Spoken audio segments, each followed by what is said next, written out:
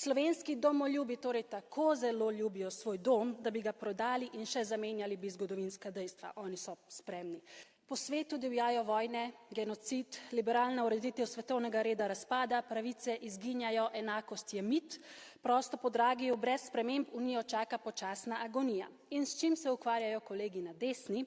V Evropski parlament z zlorabo postopkov prinašajo zgodovinsko netočno resolucijo, ki bi povojno obdobje v Sloveniji, obdobje izpred 80 let, spisala na novo in to z rokami neonacistov in neofašistov. Politični cinizem najnižjega ranga. To, da resolucijo potrjujejo recimo tisti, ki na avstrijskem Štajerskem s himno prej sprašujejo slovensko ozemlje in recimo tisti, ki so konec tedna na koncertu na Hrvaškem kričali, da so spremni. Slovenski domoljubi torej tako zelo ljubijo svoj dom, da bi ga prodali in še zamenjali bi zgodovinska dejstva. Oni so spremni.